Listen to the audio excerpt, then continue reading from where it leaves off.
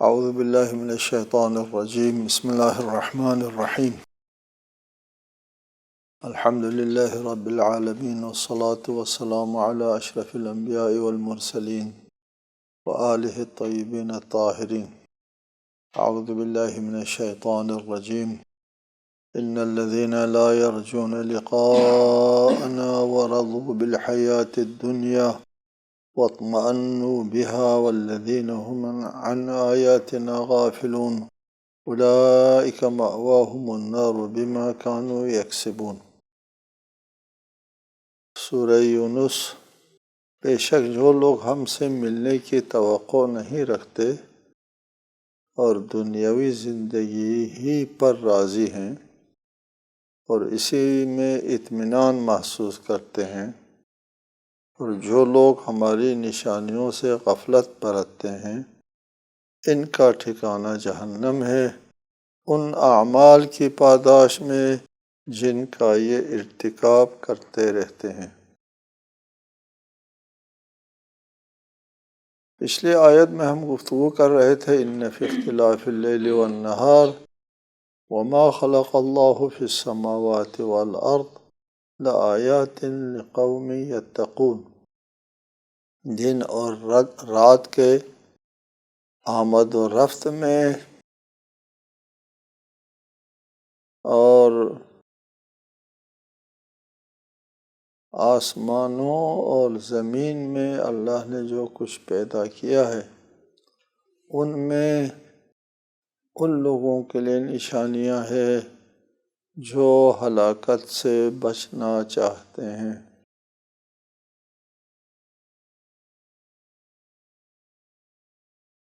پہلے بھی عرض کیا کہ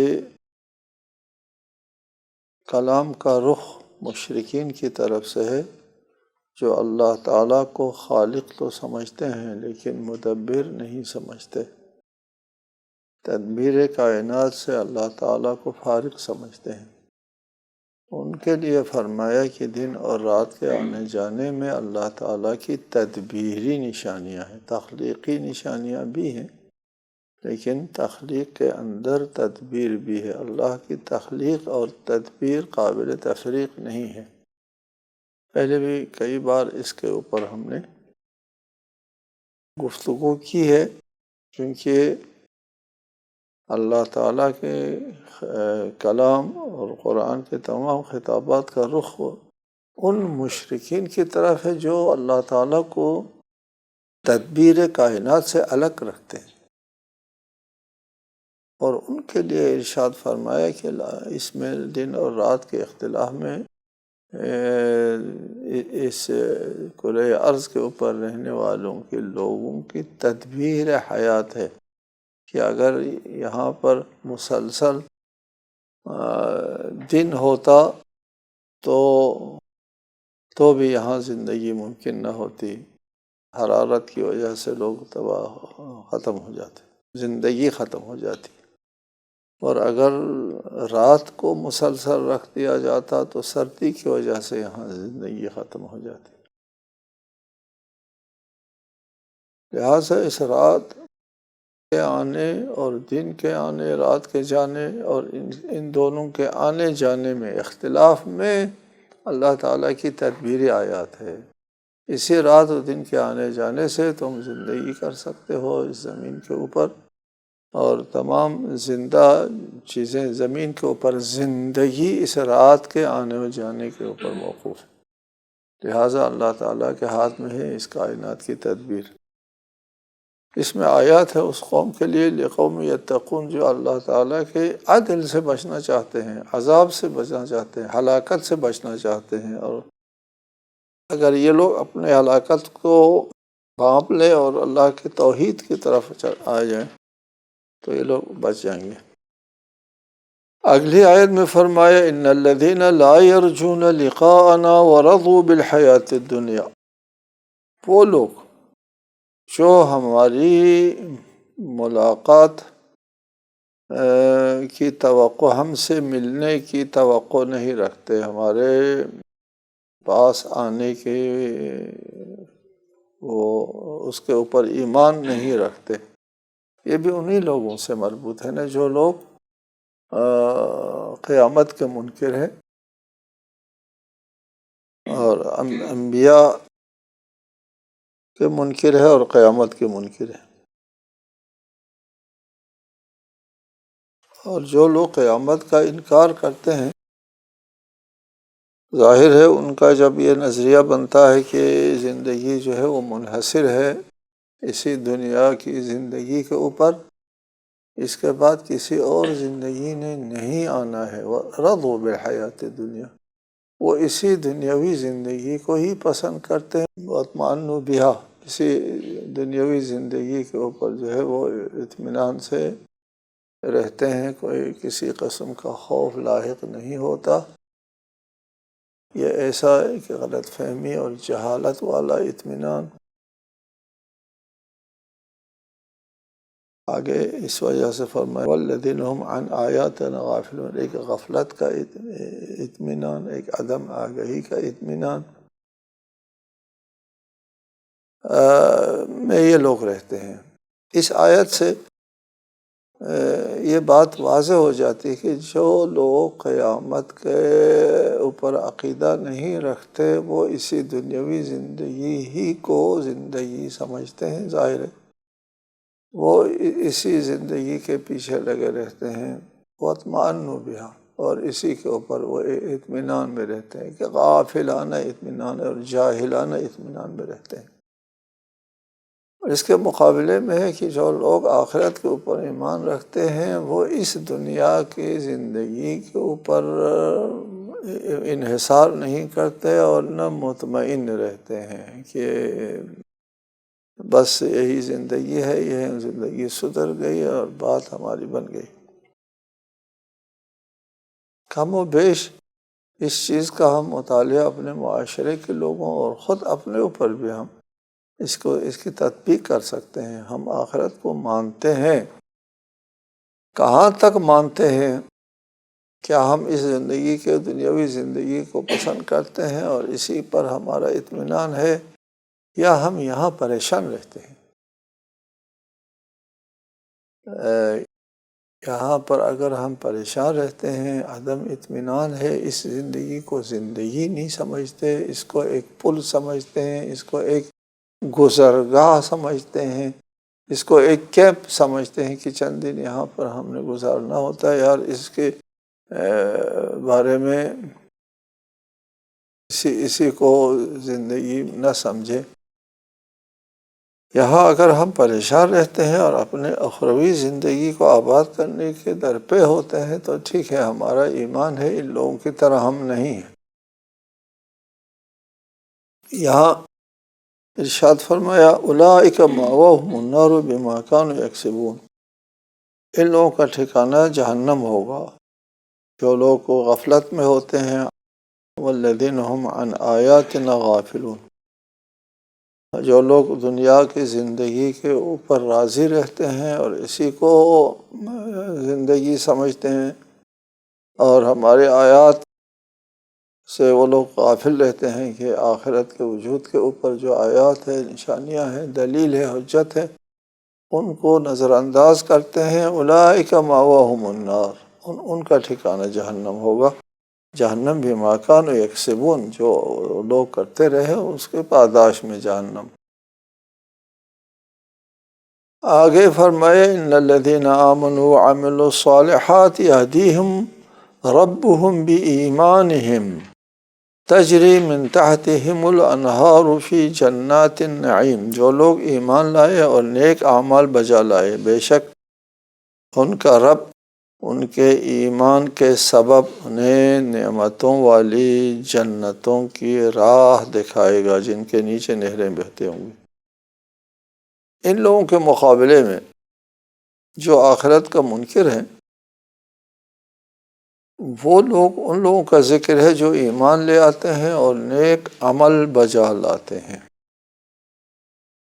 ایمان اور عمل صالح، قرآن مجید نے اکثر جگہوں پر ایمان کے ساتھ عمل صالح کا ذکر کیا ہے، اس لیے کہ وہ ایمان جس کے نتیجے میں عمل صالح نہ ہو وہ ایمان نہیں ہوتا، اس ایمان کی کوئی قیمت نہیں ہے جس کے کردار کے اوپر کوئی اثر نہ ہو۔ عمل صالح نہیں ہے، یعنی اس کے ایمان کا اس کے کردار کے اوپر کوئی اثر نہیں۔ اس کا مطلب یہ ہوا کہ اس کے احساس اور اس کے شعور میں ایمان جو راسخ نہیں ہے، ان کے احساسات اور اس کے شعور کے اوپر ایمان حاکم نہیں ہے تا عمل کی شکل میں وہ سامنے آ جائے۔ نہیں، عمل کے سامنے، شکل کے سامنے نہیں آتا، کردار کے اوپر اس کو کوئی اثر نہیں ہے۔ اس کا مطلب یہ اس کے شعور کے اوپر کوئی اثر نہیں ہے۔ جب شعور کے اوپر کوئی اثر نہیں ہے، وہاں سے کوئی عزم و ارادہ نہیں نکلتا۔ عزم و ارادہ نہ نکلنے والا، شعور کے اوپر اثر نہ رکھنے والا ایک تصور اور ایک خیال ہے، ایک غلط فہمی ہے، ایک واہمہ ہے جس کو ایمان کا نام دیتے ہیں لوگ، وہ ایمان نہیں ہوتا۔ ایمان اگر کسی کے اوپر، ہمارے اپنے دنیاوی معاملات میں اگر ہم کو کسی چیز کے اوپر ایمان ہے، ہم اس کے لیے جان دیتے ہیں، دن رات ایک کر کے کام کرتے ہیں۔ اگر سیاسی میدان میں کسی جماعت کے اوپر انسان کا موقف درست ہے کہ یہ جماعت صحیح جماعت ہے، تو اس کے لیے لوگ دن رات ایک کر کے جان دے دیتے ہیں، اس کے اوپر قربانی دیتے ہیں، بہت عجیب غریب۔ ان کے اس ایمان کا نتیجہ ہے۔ لیکن اگر کوئی شخص جو ہے وہ صرف فارم پر کرے ممبرشپ کا، کسی سیاسی جماعت کا، کسی کام میں شرکت نہ کرے، کہہ دیں یہ جیت جائے ہار جائے باڑ میں جائیں، تو اس کو کوئی بھی سیاسی جماعت اپنا ممبر قبول نہیں کرے گا، یار اس کا جماعت کے لیے ساتھ کو وابستگی نہیں ہے۔ ان الذین آمنوا وعملوا الصالحات، ایمان اور عمل صالحات۔ بعض جگہوں پر صرف ایمان کا ذکر آتا ہے، بعض جگہوں پر صرف عمل صالح کا ذکر آتا ہے۔ ان جگہوں پر آتا ہے جہاں پر قرینہ ہوتا ہے، وہاں موقع پر آ کے ہم اس کی توضیح جو ہے وہ بیان کریں گے۔ یہدیہم ربہم بایمانہم، جن کے پاس ایمان ہے اور عمل صالح بھی ہے، تو اللہ تعالیٰ اس کے اس ایمان کی وجہ سے ان کی رہنمائی فرمائے گا۔ یہاں نہیں فرمایا بایمانہم وعملہم، نہیں فرمایا، بلکہ صرف فرمایا ان کے ایمان کی وجہ سے اللہ ان کو ہدایت فرمائے گا، ان کی ہدایت فرمائے گا۔ اس لیے یہاں ایمان کا ذکر کہ اصل محرک عمل صالح کا کون ہے؟ ایمان ہے۔ بنیاد تو ایمان ہے، بنیاد تو عقیدہ ہے۔ عقیدے کی وجہ سے، ایمان کی وجہ سے عمل وجود میں آتا ہے، بالعکس نہیں ہے۔ عمل کی وجہ سے ایمان وجود میں آتا ہے۔ پہلے ایمان ہوتا ہے، اصل محرک ایمان ہے، اساس ایمان ہے، بنیاد یقین ہے، اور مضبوط یقین کی وجہ سے وہ عمل انجام دیتا ہے۔ لہٰذا یہاں فرمایا کہ ان کے اس ایمان کی وجہ سے اللہ تعالیٰ ان کو ہدایت سے نوازتا ہے۔ ایمان جب انسان قبول کرتا ہے دل سے، تو دل میں ایمان آنے کی وجہ سے ایک قسم کی روشنی آ جاتی ہے، ایک بینش آ جاتی ہے۔ اس روشنی اور بینش کی وجہ سے راستے جو ہے وہ سامنے آتے ہیں، راستے کھلتے ہیں۔ والذین جاہدوا فینا لنہدینہم سبلنا، اسی ایمان کی وجہ سے راہ خدا میں مجاہدت کرتے ہوں گے، اس راہ خدا میں مجاہدت کی وجہ سے ان کے لیے اللہ تعالیٰ جو ہے وہ ہدایت عنایت فرمائے گا، راستے کھل جائیں گے اس کے لیے، وہ پھر بابصیرت ہو جائیں گے۔ وہ کہتے ہیں مومن کی فراست جو ہے وہ بہت تیز بین ہوا کرتی ہے۔ بہت سی روایات ہے فراست المومن کے بارے میں کہ ان میں وہ فراست آ جاتی ہے، وہ فہم و فراست آ جاتی ہے ایمان کی وجہ سے، اور پھر وہ اس میں حق و باطل کی تمیز بھی آ جاتی ہے، ہے نا تقویٰ کے بارے میں جو لوگ تقویٰ اختیار کرتے ہیں اللہ تعالیٰ ان کو فرقان عنایت فرماتا ہے. فرقان یعنی حق و باطل میں تمیز کی صلاحیت عنایت فرماتا ہے.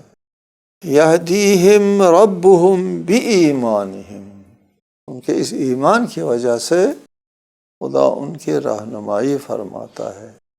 انسان کے پاس اگر خود ایمان موجود ہے، ایمان خود بہت بہترین ہادی اور راہبر ہے. تجری من تحتہم الانہار فی جنات النعیم، اس جنات النعیم کی طرف اللہ تعالی ہدایت فرماتا ہے جن کے نیچے نہریں بہتی ہوں گی. دعواہم فیہا سبحانک اللہم وتحیتہم فیہا سلام وآخر دعواہم ان الحمد للہ رب العالمین. اس جنت میں ان کا کیا کام ہوگا؟ جہاں ان کی صدا سبحانک اللہم، اے اللہ تیری ذات پاک و پاکیزہ ہے، اور وہاں ان کی تحیت سلام ہوگی، اور ان کی دعا کا خاتمہ الحمدللہ رب العالمین ہوگا.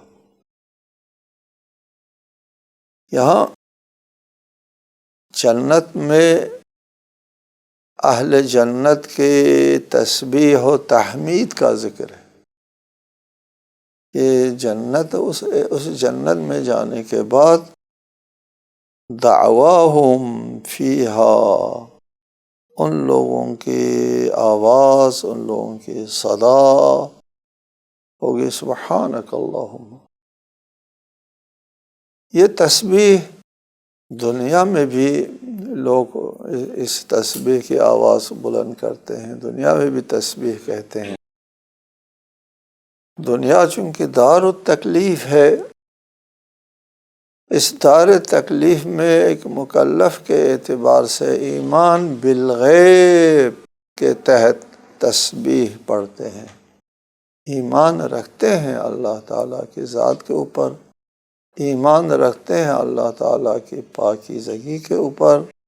اس ایمان کے تحت کہتے ہیں سبحانک اللہم، اے اللہ تیری ذات جو ہے وہ پاک و پاکیزہ ہے ان باتوں سے جو مشرکین نسبت دیتے ہیں.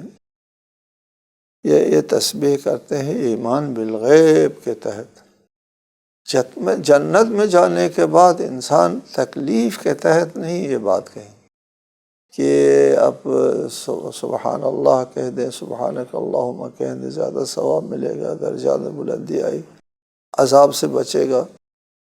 نہیں، جہنم کے عذاب سے بچنے کے بعد ہی تو جنت پہنچ گیا ہے مومن. اور جنت میں کوئی عذاب، کوئی خوف، لا خوف علیہم ولا هم یحزنون، وہاں نہ کوئی خوف ہوگا نہ حزن ہوگا، نہ آئندہ کے بارے میں ان کے لیے کوئی خوف لاحق ہوگا، نہ گزشتے کا کوئی حزن ہوگا کہ وہ چیز ہاتھ سے نکل گئی، نقصان ہو گیا، خسارہ ہو گیا، کچھ نہیں ہوگا.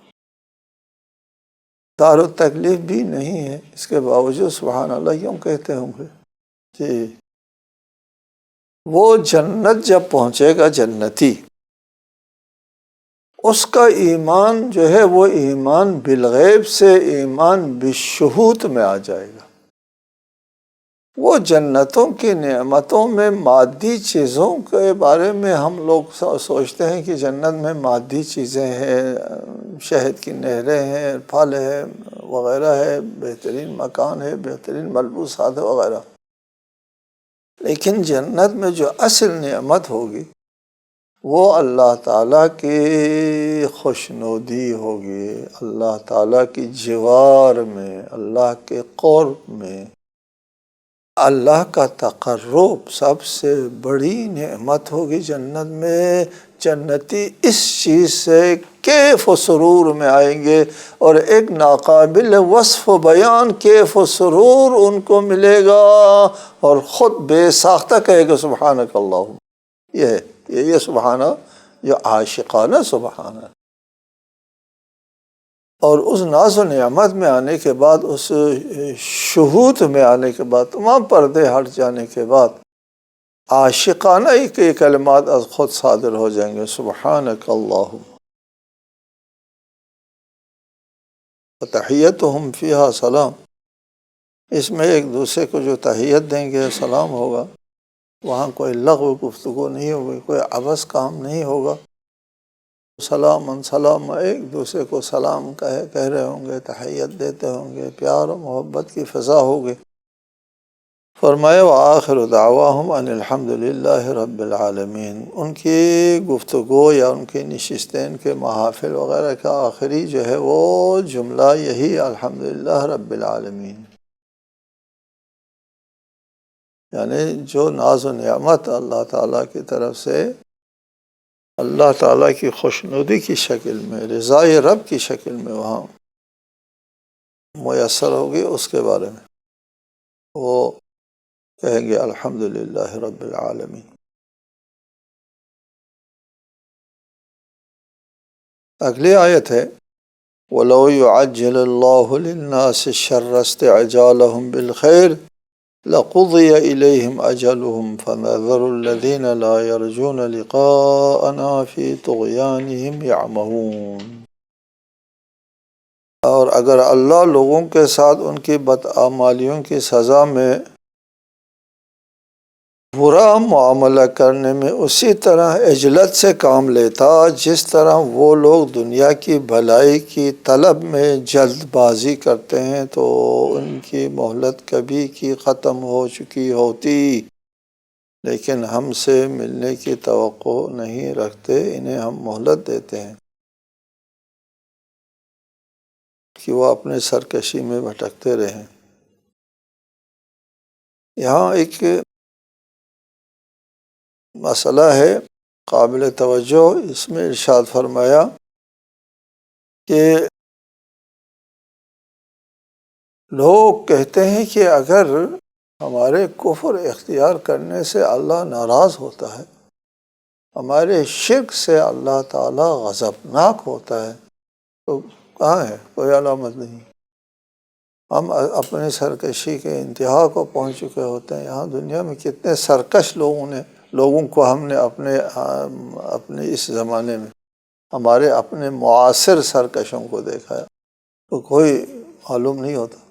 اس زمانے میں ایک عرصے تک وہ سرکشی کرتا رہا، قتل عام کرتا رہا، اور وہ ناز و نعمت میں اور کچھ نہیں ہو رہا اس کو، اور بیچارے مسکین مومن اور غریب فقیر جو ہے وہ کٹتے رہے، مرتے رہے، بچے یتیم ہوتے رہے، عورتیں بیوہ ہوتی رہیں، اور سارا گھر اجڑ گیا، اس کو کچھ نہیں ہوتا، کچھ بھی نہیں ہوتا۔ تو کوئی ضعیف الایمان یہ سوچتا ہے آخر اس کو کچھ بھی نہیں ہوتا، اتنا ظلم کرتا ہے۔ اسی طرح مشرکین یہی کہا کرتے تھے کہ اگر ہمارے شرک سے خدا ناراض ہوتا ہے تو پھر ہم کو کچھ نہیں ہو رہا، یہ ہم آسودہ ہے، آرام سے ہے، جبکہ ہم اپنے بتوں کو ناراض کرتے ہیں تو دوسرے دن ہم کو سزا ملتی ہے اپنے واہمے میں۔ لیکن وہ لوگ جب بتوں کو مسلمان توڑ رہے تھے تو وہ توڑنے والوں سے کہتے تھے مشرکین، یہ ہمارے عزا کو تو مار رہا ہے اور اس کو توڑ رہا ہے، تو تجھے دیکھو پتہ چلے گا تم کو کیا ہوگا، ہاں جی، اس کے غضب سے تمہاری زندگی تباہ ہو جائے گی۔ یہ عقیدہ رکھتے تھے اپنے بتوں کے بارے میں، کہ یہ کہتے ہیں کہ تمہارے اللہ کے ہم منکر ہیں، اس کے شریک ہیں، کہتے ہیں خدا ناراض ہوتا ہے تو ہم کو تو کچھ نہیں ہوتا۔ اس کے جواب میں اللہ تعالیٰ نے فرمایا یہ لوگ عجلت کر رہے ہیں شر کی طرف، یعنی عذاب کیوں نہیں آتا؟ جس طرح اللہ تعالیٰ کی طرف سے نعمتیں مل رہی ہیں، ہم کو روزی ملتی ہے، زندگی ملتی ہے، اولاد ہے، مال و منال ہے اور زندگی ہے، یہ ساری نعمتیں جو ہے وہ اللہ کی طرف سے نقد ملا کرتی ہیں، نعمتیں نقد ملتی ہیں، اور جب وہ ناراض ہوتا ہے تو پھر عذاب جو ہے وہ فوری کیوں نہیں آتا؟ جس طرح نعمتیں نقداً ملتی ہیں، عذاب بھی نقدی ہونا چاہیے، فوری ہونا چاہیے۔ وہ کہتے ہیں اور اگر اللہ تعالیٰ شر میں عذاب میں بھی وہی اسی عجلت سے کام کرے جس عجلت سے اللہ تعالیٰ نعمتیں عنایت فرماتا ہے. نعمت ہر مشرک کے لیے، ہر مجرم کے لیے، ہر کافر کے لیے ہر آن ہر لمحہ نعمت مل رہی ہوتی ہے. اس کا سانس لینا نعمت ہے، ان کی زندگی کا ہر آن جو ہے وہ اللہ تعالیٰ کی طرف سے نعمت ہے. ہر آن ہر وقت اللہ کی طرف سے نعمتیں مل رہی ہوتی ہے. جس طرح نعمت ملتی ہے اسی طرح اگر عذاب بھی آ جاتا تو یہ لوگ کب سے ختم ہو چکے ہوتے. اس روئے زمین کے اوپر کسی مجرم کے لیے 2 قدم آگے بڑھنے کا موقع فراہم نہ ہوتا. مشرک پہلے شرک یا مجرم پہلے جرم میں ہلاک ہو جاتا، ختم. اس لیے کہ وہ اس وقت اللہ کی نعمتوں سے متنعم ہے اور عذاب سے بھی ساتھ ساتھ عذاب بھی اگر آ جاتا ہو اس روئے زمین کے اوپر کوئی مجرم اور کوئی مشرک جو ہے وہ ایک دن کر کے زندہ نہ رہتا. اس کا مطلب یہ ہوا کہ جس نے جیسا شرک کیا ایسا ہی تباہ ہو گیا، جیسا جرم کیا اسی آن میں وہ ختم ہو گیا. یہ اللہ تعالیٰ کا نظام ایسا نہیں ہے. اللہ تعالیٰ کا نظام اس طرح نہیں چلتا. اللہ تعالیٰ کا امتحانی نظام، ارتقائی نظام، آزمائش، تکلیف وغیرہ جو ہے وہ اس طرح نہیں ہوتا. خدا مہلت دیتا ہے. آخر میں فرمایا فَنَذَرُ الَّذِينَ لَا يَرْجُونَ لِقَاءَنَا فِي طُغْيَانِهِمْ يَعْمَهُونَ. ہم چھوڑ دیتے ہیں ان کو اپنے طغیان میں، سرکشی میں بھٹکتے ہوئے چھوڑ دیتے ہیں، مہلت دیتے ہیں. فرعونوں کو کئی 100 سال مہلت دیتے ہیں، نمرودوں کو مہلت دیتے ہیں، اور اسی طرح جابر اور خونخوار لوگوں کو مہلت دیتے ہیں. جی یہ ہمارا نظام کا حصہ ہے مہلت دینا، اور اگر ہم مہلت نہ دیں تو یہ نظام نہیں چلتا. نہ کوئی امتحان، نہ آزمائش، نہ تکلیف، نہ ثواب عقاب. اور چونکہ جس نے شرک کیا اسی لمحہ وہ ختم ہو گیا تو روئے زمین کے اوپر صرف مومن رہیں گے، کافر نہیں ہے. دوسرا رخ نہیں، یک طرفہ ہو جاتا سارا نظام. یک طرفہ نظام میں آزمائش نہیں ہوتی، امتحان نہیں ہوتا، تکلیف نہیں آتی، دونوں طرف کو رہنے دیا جاتا ہے. اس کے لیے مہلت دینا ضروری ہے. فرمایا کہ فَنَذَرُ الَّذِينَ لَا يَرْجُونَ لِقَاءَنَا، جو لوگ قیامت کے اوپر عقیدہ نہیں رکھتے ان کو بھی زندگی کا موقع دیتے ہیں دوسروں کی طرح. ہاں جی ہم ان کو چھوڑ دیتے ہیں. نَذَرُ الَّذِينَ لَا يَرْجُونَ لِقَاءَنَا فِي طُغْيَانِهِمْ، وہ اپنی سرکشی میں بھٹکتے ہوئے وہ سرکشی جاری رکھ سکتے ہیں اور رکھ رہے ہوتے ہیں، اور ہم اس کو ایک وقت تک کے لیے برداشت کرتے ہیں. السلام علیکم ورحمۃ اللہ وبرکاتہ.